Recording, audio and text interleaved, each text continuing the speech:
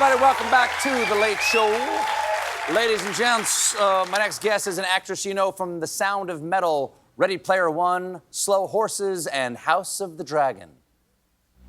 We only need to mind Aegon until the novelty of rule is spent. Once he tires of it, you and I can steer our course to victory. A fine strategy, daughter. But you must accept that the path to victory now is one of violence.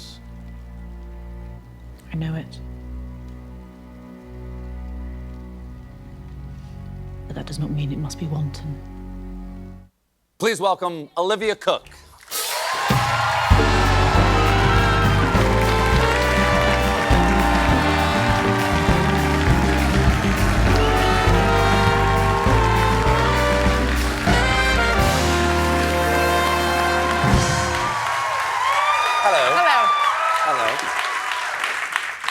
Nice to meet you. Lovely nice to have meet you on. Thank you for having me. Young actors and actresses, I mean, it's part of the nature of the game. People say, like, well, it's a hard life, meaning that you spend a lot of time putting yourself out there and you have to be used to rejection. There are many more auditions than there are parts. Yeah. Have there been any particularly enjoyable disasters or just disasters we might enjoy hearing about? I mean, well, yeah, there's many, but my first sort of like foray into that, I was 19. And it was my first big screen test in LA, and so obviously I was like, I'm going to win an Oscar, you know. Hadn't even got the job. Sure. And I got there, and it was a romance, and I just met this person, and we had to stare at each other for 5 minutes, and we just met, and I'm very English, so obviously eye contact is very hard for me. Wait, they made you just stare at each other? For 5 minutes. Why? I don't know, to see to judge chemistry. Oh, to see whether, like, if you just look at each other, it looks like you're in love or something like that. Yeah, but I was like this. Couldn't do it. Because you just can't look at people? Well, I was 19. It was just awkward, and I just met this person, and I was bright red, and then we had to, like, dance with each other and dance around each other. Then he had to stand stock still, and I had to dance around him. And then the direction was to dance like you're gonna have sex with each other tonight. And I was just like, I've never heard of it, you know. What did that say? It was you're like, come on, I don't baby. know. I think he like. Let's oh God, go. I don't. Come Probably. on. Probably. Yeah. One of the big breaks that you got is that you were in a big film. You were in Ready Player One, Steven Spielberg. Yeah. What's it like to go like, holy cow, I'm out here panning for gold in Los Angeles, and Steven Spielberg picks me out of the crowd? It was madness. It was madness. It was amazing. I mean, I was 21 and I was like folding laundry, and I got the call to say that I was going to be in a Steven Spielberg And those are film. big. I mean, you'd worked before that. You'd already done, I assume, independent films and smaller things. But that's a whole other scale. What's it like when you show up on day one for something like that? I mean, there was a celebrity guest every single day. A celebrity guest? A celebrity guest. So someone not in the film, but just was hanging. You've got Steven Spielberg, who I have to interact with every single day. Again, mortified, because I'm like, oh God, don't look at me. And then he's got loads of mates, and they happen to be celebrities. Like George Lucas would come to set. And then we got whispers that Tom Cruise was going to come to set as well. That was just whispers around the cast. through the crew, okay. You know, did that happen? Did he ever show? Yeah, he did. And I sort of walked to set, and Ben Mendelsohn walked past me. I was like, what? That's so weird.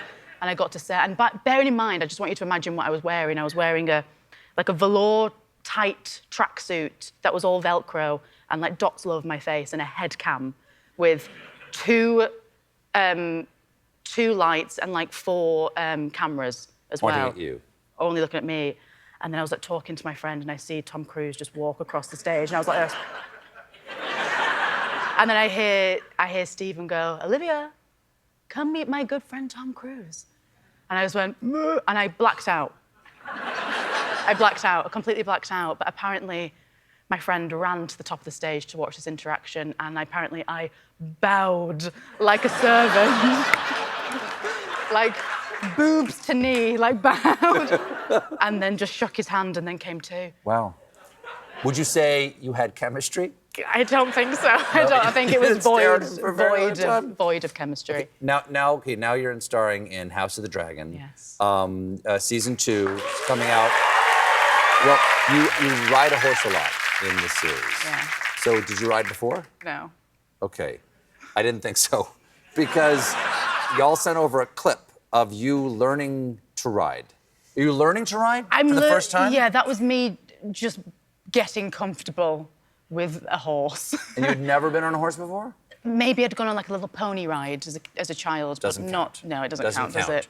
So what are we about to see here? I just want you to know that my jeans were very tight and this was the biggest, fattest horse you've ever seen. Jim?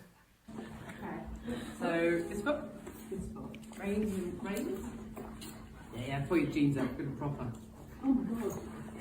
Go on, mate. Get your boxes, all right. You can still keep shooting, yeah. I think so. You're the next one. This is brilliant. Please show this to my girl. I will. Okay. Yes, mate.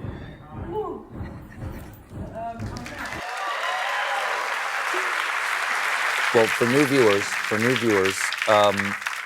what are the 5 words you would use to describe House of the Dragon Season 2? I know you can't give anything away, but give me 5. Bloodshed. Bloodshed. Legacy. Power. Sexuality. And dragons, obviously. Yeah. Olivia, lovely to meet you. Lovely to meet you. Thank you so much. Thank you. Season 2 of House of the Dragon premieres June 16th on HBO and will be available to stream on Max. Olivia Cooke, everybody. We'll be right back with a performance from the Broadway show, Illinois.